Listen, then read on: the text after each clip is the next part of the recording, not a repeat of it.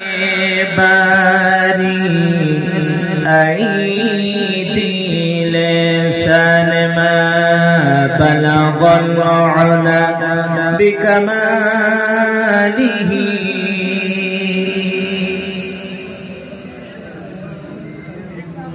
हसनत जमीअ खसालिही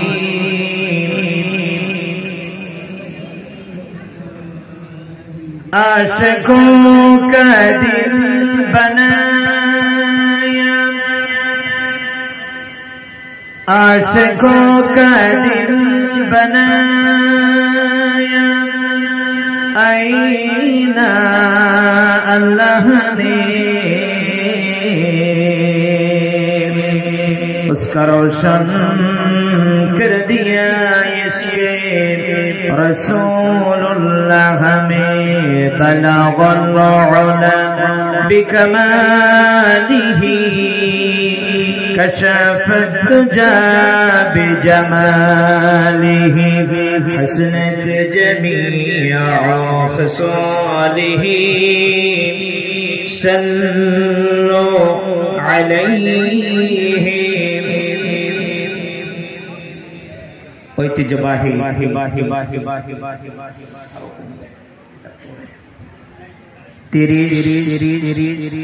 ও ৩১ নং ওয়ার্ড যুব সমাজের উদ্যোগে অত্র এলাকার মৃত ব্যক্তিবর্গের রূহের মাগফিরাত কামনায়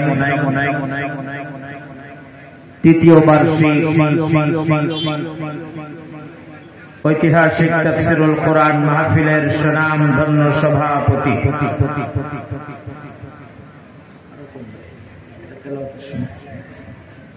জনগণনন্দিত জননেতা, তারুণ্যের অহংকার, খুলনা জেলা যুবলীগ ও প্যানেল চেয়ারম্যান, বিশিষ্ট সমাজসেবক জনাব চৌধুরী মোহাম্মদ রাইহান ফরিদ সাহেব, আল্লাহ সুবহানাহু ওয়া তাআলা আজকের মাহফিলের সুনামধন্য সভাপতি সাহেবকে হায়াতে তৈয়্যিবা নসিব করুন এবং সাইয়েদনা ওমর ফারুক রাদিয়াল্লাহু তাআলা আনহুর মতন ইসলামের খাদেম হিসেবে কবুলা মঞ্জুর করুন। আমরা সকলেই পড়ছি আল্লাহুম্মা আমিন। আজকের মাহফিলে উপস্থিত রয়েছেন প্রধান অতিথি, জনগণনন্দিত জননেতা জনাব এস.এম. মুজাফফর রশিদি রেজা সাহেব। আজকের মাহফিলের বিশেষ অতিথি ৩১ নং ওয়ার্ড এর সম্মানিত কাউন্সিলর জননেতা জনাব মোহাম্মদ আরিফ হোসেন মিঠু। আজকের মাহফিলে উপস্থিত রয়েছেন মাহফিল পরিচালনা কমিটির উপদেষ্টা মণ্ডলী। আজকের মাহফিলে এত সময় কোরআন এবং হাদিসের আলোকে অত্যন্ত গুরুত্বপূর্ণ আলোচনা রেখে ধন্য করেছেন সুদূর ঢাকা থেকে আগত বাংলা ভিশন ও অন্যান্য চ্যানেলের সুনামধন্য আলোচক জনাব আলহাজ হযরত মাওলানা হাফেজ রুহুল আমিন ফারুকী সাহেব। আমার আগে আলোচনা রেখে ধন্য করেছেন হাজার হাজার আলেমের উস্তাদ, রইসুল মুফাসসিরিন, ঢাকা বিশ্ববিদ্যালয় আরবি বিভাগের সুযোগ্য সহকারী অধ্যাপক, আন্তর্জাতিক খ্যাতি সম্পন্ন আলেমে দ্বীন জনাব হযরত মাওলানা আলহাজ ডক্টর রফিকুল ইসলাম সাহেব, আতালাল্লাহু উমরাহু ওয়া বারাকাল্লাহু ফি হায়াতিহি, উপস্থিত রয়েছেন আজকের মাহফিলে আমার সম্মানিত পিতা হাফেজ হযরত মাওলানা কারি গোলাম রসুল সাহেব সহ সামনে উপস্থিত রয়েছেন বিভিন্ন মসজিদের সুযোগ্য ইমাম ও খতিব ভাইয়েরা, বিভিন্ন মাদ্রাসার আসাদায়ে কেরাম, বিভিন্ন স্কুল কলেজ বিদ্যালয়ের সুযোগ্য শিক্ষক বৃন্দ, সামনে উপস্থিত কোরআন প্রেমিক, ইসলাম প্রেমিক, তাওহীদি জনতা, পর্দার আড়ালে অবস্থানরত সকল মা এবং বোনেরা, সংগ্রামী আমার একান্ত কাছের এলাকাবাসী, আসসালামু আলাইকুম ওয়া রাহমাতুল্লাহি তাআলা ওয়া বারাকাতুহু। ওয়া আলাইকুম আসসালাম ওয়া রাহমাতুল্লাহি ওয়া বারাকাতুহু। আল্লাহ সুবহানাহু ওয়া তাআলা সেই মহান মুনিবের দরবারে আমরা শুকর গুজার হচ্ছি যে মহান রব্বে করিম দীর্ঘ একটি বছর পর আবারও এত সুন্দর জান্নাতের বাগিচায় আমাদের মতো নগণ্য গোলামদেরকে তিনি যে আসার বসার, কিছু কথা বলার এবং শোনার সুযোগ করে দিয়েছেন। এই জন্য আমরা সেই রব্বে কারীমের দরবারে শুকরিয়া আদায় করছি। সকলে কণ্ঠটাকে ছেড়ে দিয়ে পুরুষের কণ্ঠে সকলে পড়ছি আলহামদুলিল্লাহ। সম্মানিত দিনী ভাইয়েরা আমার, আলহামদুলিল্লাহর আওয়াজ মুসলমানদের এত আস্তে হওয়ার কথা নয়। আমাদের মনে রাখতে হবে মুসলিম জাতির কণ্ঠ যত নিস্তব্ধ হয়ে যাচ্ছে, গোটা বিশ্বের বুকে মুসলমান তত বেশি মার খাচ্ছে। জোরে বলুন, কথা ঠিক কিনা? আজকে আল্লাহ তাআলা আমাদেরকে অন্য কিছু দেন নাই, কিন্তু আমাদেরকে দিয়েছেন হলো কণ্ঠ। এই কণ্ঠটাকে ব্যবহার করে গোটা বিশ্বটাকে আবারও মুসলমানদের পক্ষে আনতে হবে। জোরে বলুন, কথা ঠিক না বেঠিক? সেই জন্য তাওহীদি জনতা কণ্ঠের আওয়াজ, মুসলমানদের যত রাত বেশি হয় কণ্ঠের আওয়াজ তত বেশি উন্মোচন হয়। জোরে বলুন, ঠিক কিনা? সেই জন্য আমি সকলের প্রতি আহ্বান করছি, কণ্ঠ ছেড়ে কথা বলবেন। রাজি আছেন না নাই? আর আওয়াজ দিয়ে বলতে হবে, রাজি আছেন না নাই? কে কে নাই দুহাত তুলে আল্লাহকে দেখান। আমি বলেছি কে কে রাজি নাই। আমি আগে নেগেটিভ দিয়ে শুরু করছি এজন্য যাতে আপনারা অ্যাক্টিভ হয়ে যেতে পারেন। না জানি আমাদের আলামিন কোন সময় উল্টাপাল্টা প্রশ্ন করে বসে। সেজন্য আপনারা পজিটিভলি সবসময় চিন্তা করে আমার দিকে ভালোভাবে খেয়াল করবেন, যাতে আপনাদের নজর অন্যদিকে না যায়। সেজন্য আমি উল্টা আগেই বলে নিলাম। আপনারা প্রস্তুত আছেন তো ইনশাআল্লাহ?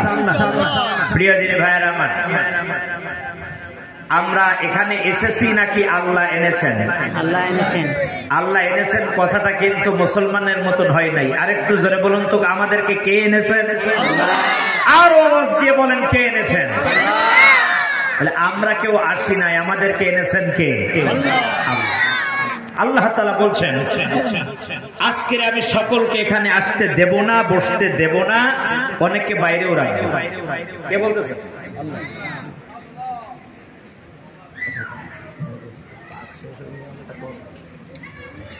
প্রিয় দিনী ভাইয়েরা আমার,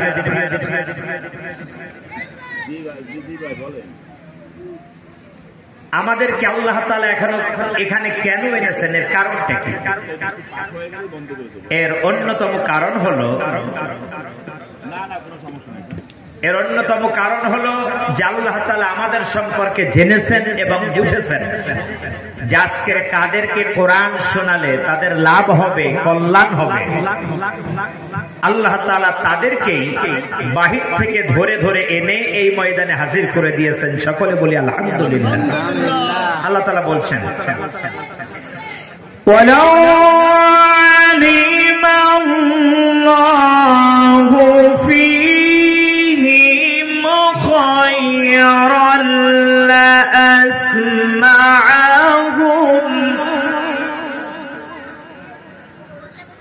ওয়ালাউ আসমা'হুম লাতাওয়াল্লাউ ওয়া হুম মু'রিদুন।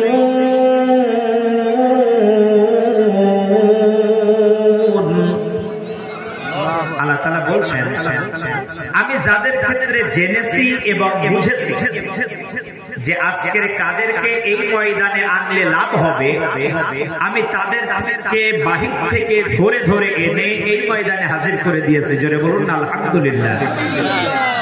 আমাদের লাভ হবে, আমাদের কল্যাণ হবে, এটা আমরা বুঝি নাই। বলুন তো কে বুঝেছে? আরো জোরে বলেন কে বুঝেছে? আল্লাহ তাআলা। সেই জন্য রব্বে কারীম বুঝে বুঝে আমাদেরকে বাহির থেকে এই ময়দানে হাজির করলেন। সেই রবের নামে আরো জোরে সরে আওয়াজ দিয়ে প্রশংসা আদায় করছি। সকলে পড়ছি আলহামদুলিল্লাহ, সকলে পড়ছি রব্বানা লাকাল হামদ হামদান কাসীরান তাইয়িবান মুবারাকান ফী ইয়া রাব্বি লাকাল হামদু কামা ইয়ানবাগি লিজালালি ওয়াজহিকা ওয়া আযীমি সুলতানিকা। আমরা মহান রব্বুল আলামিনের প্রশংসা আদায় করে নিলাম, যিনি কিনা আমাদেরকে এখানে হাজির করে দিয়েছেন। সম্মানিত দিনী ভাইয়েরা আমার, আল্লাহ তাআলা এখানে যেমন বলছেন যে যাদের লাভ হবে, কল্যাণ হবে, আমি তাদেরকে এখানে এনেছি। আনেননি কাদের? আল্লাহ তাআলা বলছেন যে আমি যাদেরকে আনেনি, এমনকি এখানে থাকলে তাদেরকে বের করে দেব। ইন্নাহুম আনিস সামঈ লামাযুনুন। তাফসীরে জালালাইনের সুনামধন্য লেখক আল্লামা জালালউদ্দিন মুহাল্লি রাহিমাহুল্লাহ তিনি বলেন যে আল্লাহ তাআলা তাদেরকে আযল করেছেন। আযল শব্দের অর্থ হলো আল্লাহ তাআলা তাদেরকে বিরত রেখেছেন। একটু জোরে আওয়াজ দিয়ে বলুন তো আল্লাহ তাআলা তাদেরকে কি শোনা থেকে বিরত রাখলেন? এত আস্তে বললে হবে না, যে আরেকটু জোরে বলেন কি শোনা থেকে বিরত রাখলেন? আলোচনা কোরআন শোনা থেকে আল্লাহ তাদেরকে বিরত রাখলেন। এখন প্রশ্ন হতে পারে যে আল্লাহ তাআলা তাদেরকে কোরআন শোনা থেকে কেন বিরত রাখলেন? এর কারণ হলো আল্লাহ তাআলা তাদের সম্পর্কে জেনেছেন যে এদেরকে কোরআন শোনালে কোনো লাভ হবে। আরো জোরে বলেন কোনো লাভ হবে। আর যাদের ক্ষেত্রে জেনেছেন লাভ হবে, তাদেরকে এই ময়দানে হাজির করলেন। এখন আমি আপনাদের কাছে প্রশ্ন করছি, আজকের মাহফিলের উপদেষ্টা মণ্ডলী অথবা যারা এই মাহফিলটাকে বাস্তবায়নের জন্য সর্বোচ্চ চেষ্টা করেছে, মশিউর ভাই, মনির শিকদার ভাই, মিন্টু ভাই, আব্দুর রহিম, এরপরে আমাদের নাসির ভাই, তারা কি যাওয়ার সময় আমাদের হাতে 500 করে টাকা দিবেন না? এত জোরে বলতে হবে, 500 করে টাকা দিবেন? দিবেন না। কেউ আমাদেরকে টাকা পয়সা দিবেন না। এটা আরো কমান। আমাদের লাভটা কি?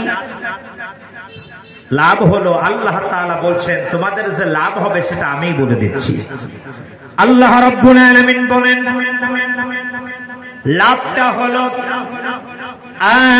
আয়াতুহু زادتهم إيمانا وعلى ربهم يتوكلون। তোমাদের যে লাভ হবে, তোমরা যতটুকু ঈমান নিয়ে এই ময়দানে প্রবেশ করেছো, এর চেয়ে দ্বিগুণ ঈমান নিয়ে এখান থেকে বের হবে। চিৎকার মেরে বলুন আল্লাহু আকবার। ঘোষণা কার? আরো জোরে বলেন কার? আল্লাহ তাআলা। এর দ্বারা প্রমাণিত হয় আমরা এখানে যারা দুই সাইডে দাঁড়িয়ে আছি এবং সামনে বসে আছি, রোডের ওই পাশে যারা দাঁড়িয়ে আছি, কোরআন শুনবার জন্য দাঁড়িয়ে আছি, আমাদের ঈমান বৃদ্ধি হবে। তাই জোরে বলুন ঠিক না বেঠিক? ঈমান বৃদ্ধি হবে কার? যার ভিতরে ঈমান আছে। আমি দেখতে চাই আমার সামনে এবং দুই সাইডে যারা দাঁড়ানো অবস্থায় আছেন এর ভিতরে ঈমানদার কে কে, তাদেরকে আমি একটু দেখতে চাই। দুহাত তুলে একটু আল্লাহকে দেখান। ভাই হাত তোলে নাই, ডান এবং বামে তাকান তো একটু। হাত তোলে নাই কে কে? হাত নামাইতে কিন্তু বলি নাই, হাত উঠাইতে বলছে সে। আলহামদুলিল্লাহ, হাত নামান। সকলে হাত তুলে প্রমাণ করলেন যে আপনারা সকলেই, কথা বলতে হবে আপনাদের। আরো জোরে বলেন, আমাদের সকলের পরিচয় আমরা কি? ঈমানদার। তাহলে ঈমানদারদের ঈমান বাড়বে, আল্লাহর কোরআন বললো। কিন্তু আরেক জায়গায় আল্লাহ বলছেন, শোনো, ওই ময়দানে ঈমানদার বলে হাত তুলবে, কিন্তু তার ভিতরে নিফাকি মুনাফিকের চরিত্র আছে। আমরা বললাম আল্লাহ এই লোকটা চেনবো কেন? আল্লাহ তাআলা বলছেন, শোনো, এই লোকটাকে চেনার উপায় এখানে যেমন বলেছেন আয়াতুহু যাদাতুহুম ঈমানা, ঈমান বৃদ্ধি পাবে। ওই জায়গায় আল্লাহ তাআলা বলছেন আয়াতুনা বাইয়িনাতিন তা'রিফু ফি ওয়ুজুহিল লাযিনা কাফারুল মুনকার। যখন কোরআনুল কারীমের আলোচনা শুরু হবে তখন ওই মজলিসেই কিছু লোক থাকবে যাদের চেহারা লাল হবে, কালো হবে, একের পর এক চেঞ্জ হবে, এক পর্যায়ে রাগান্বিত হবে, এক পর্যায়ে ওখান থেকে উঠেই হাঁটা দেবে। ঘোষণা কার? আরো জোরে বলেন আল্লাহ। তো আমি বলবো যারা এখানে উপস্থিত হয়েছেন, যত সময় আমি কোরআন থেকে কথা বলবো, একজনও যদি জায়গা থেকে ওঠেন তাহলে বুঝতে হবে আপনি মুমিন নাকি মুনাফিক। নিজের কাছে নিজেই প্রশ্ন করবেন, ওঠার আগে একটু হিসাব করবেন। এবার আসুন, আপনি কোন কারণে বের হয়ে চলে যাচ্ছেন এটা আমরা কেউ জানবো না, কিন্তু জানবেন কে? আরো জোরে বলেন। আল্লাহ তাআলা শুধু জানবেন না, আল্লাহ কিছু কিছু সাক্ষী রাখবেন। আল্লাহ কিছু কিছু কি করবেন? সাক্ষী রাখবেন। যেমন আমরা যখন বাসার থেকে রওনা হয়েছি কোরআন শোনার টার্গেট নিয়ে, কয়টা কদম ফেলে এখানে আসছি আমরা কেউ কি বলতে পারবো নাকি? আরো জোরে বলেন। কেউ বলতে পারবো না। কিন্তু আল্লাহ তাআলা জমিনকে ডাক দিয়ে বলেছে, হে জমিন, তুমি প্রতিটা কদম গুনে রাখো, কারণ কিয়ামতের ময়দানে আমার এই বান্দা এবং বান্দির নাজাতের জন্য তোমার সাক্ষ্য হতে হবে। সুবহানাল্লাহ। এত সুন্দর একটা সুসংবাদ শোনার পরে সুবহানাল্লাহর যে জোর হলো, তাতে মনে হচ্ছে যে আমাদের বাসা থেকে আজকের দুপুরের থেকে কেউ খেতে দেয়নি। এই জমিন আপনার আমার নাজাতের জন্য কারণ হবে। ঘোষণা কার?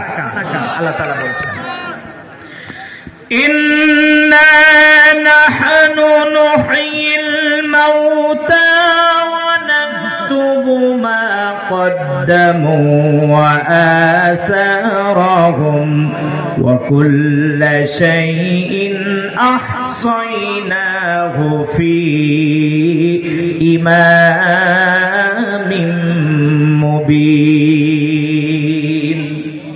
আল্লাহ তাআলা বলছেন তাফসীরে ইবনে কাসিরের বর্ণনায়, ওয়া আসারহুম, এই আসার শব্দের অর্থ হলো পায়ের পদচিহ্ন।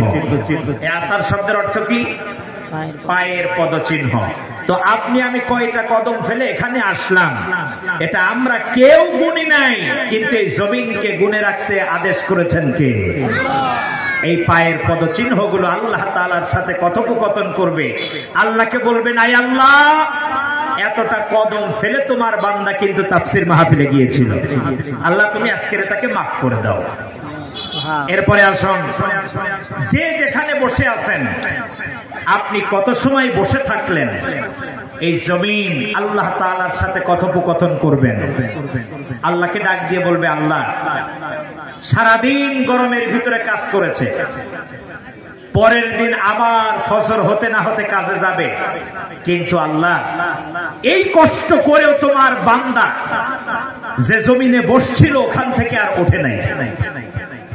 يومئذ تحدث أخبارها দারাহা। এই জমিন আল্লাহ তাআলাকে ডাক দিয়ে বলবেন, রব্বুল আলামিন, সারাদিন কষ্ট করার পর তোমার বান্দা বান্দিরা রাত জেগে কোরআন শুনেছে, আবার পরের দিন সালাতুল ফজর আদায় করে দৌড়ায় বেরিয়ে গিয়েছে। আল্লাহ তাআলা এই কষ্টের ভিতরে কোরআন থেকে তারা মাহরুম হয় নাই। আল্লাহ তাআলা আজকের তোমার বান্দা এবং বান্দিকে তুমি মাফ করে দাও।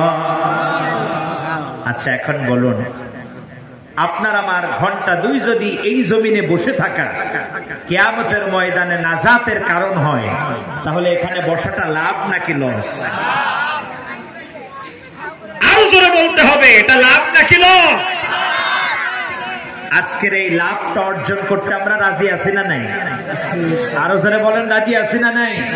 কষ্ট হলেও যদি ঘুম আসে, যে যেখানে বসে আছেন ওখানে শুয়ে পড়বেন, কিন্তু জায়গা ছাড়বেন না আজকের জন্য।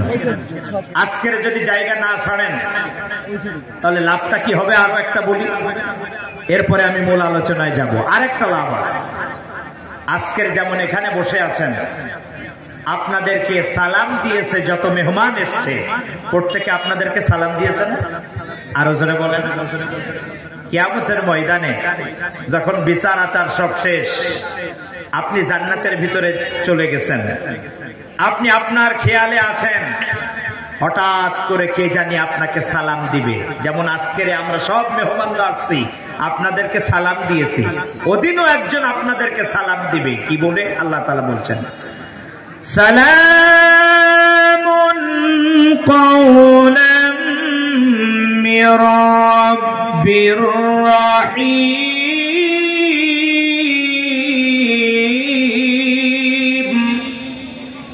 যখন এই সালাম দেওয়া হবে, এখন মানুষেরা একজন আর একজনের দিকে তাকাবে, কি এত সুন্দর কণ্ঠের আওয়াজ কে দিল? এই সালাম যিনি দিবেন তিনি আর কেহ নন, তিনি হলেন আপনার মালিক, আমার মালিক, আল্লাহ রাব্বুল ইজ্জাত ওয়াল জালাল। চিৎকার মেরে বলুন আল্লাহু আকবার। তাহলে এই সালাম জান্নাতের ওই অধিবেশনে শুনবে কারা? যারা দুনিয়াতে এই রিয়াজুল জান্নার ভিতরে কষ্ট হলেও বসে থাকবে। যারা বলুন কথা ঠিক না ঠিক? সেজন্য যারা বসছেন জায়গা ছেড়ে আর উঠবেন না। রাজি আছেন না নাই? এবার আসুন, যারা কষ্ট করে দাঁড়িয়ে আছেন, ভাই আমি তো আপনাদের কষ্ট দেখে কষ্ট পাচ্ছি। আপনাদের দাঁড়িয়ে থাকাটা আমার কাছে কষ্টকর মনে হচ্ছে এত সময়। তো সেজন্য আমার হাতের ডাইনে খালের ওপারে যারা আছেন, আপনাদেরকে আহ্বান করছি, আপনারা পেছনের কালভার্ট দিয়ে ভিতরে প্রবেশ করুন, মেহেরবানি করে ভিতরে আসুন। আর এখানে যারা দাঁড়ানো আছেন, আমি এই ভাইদেরকে আহ্বান করব, প্রয়োজনে এই পাশের সামিয়ানা খুলে ফেলেন, খুলে এই রোড ব্লক করে দিয়ে যায়, যেখানে আছেন ওখানে বসে পড়ুন দ্রুত। এরপরে আমি মূল আলোচনায় যাব ইনশাআল্লাহ। আমার ভলেন্টিয়ার ভাইয়েরা, আপনারা এই ভাইদেরকে প্যান্ডেলের ভিতরে বসিয়ে দেওয়ার জন্য সর্বোচ্চ চেষ্টা করুন। একটু দ্রুত।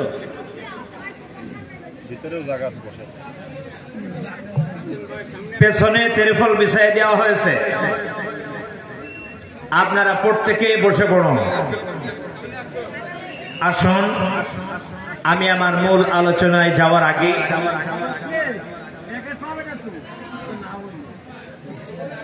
আমি আমার আজকের যেখান থেকে আলোচনা করার ইচ্ছা পোষণ করেছি আগে তেলাওয়াত করে নিতে চাই ইনশাআল্লাহ। আউযু বিল্লাহি মিনাশ শাইতানির রাজীম।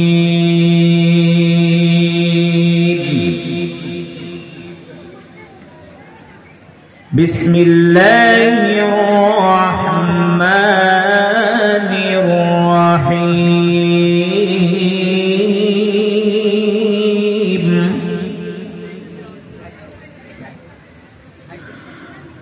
আলিফ লাম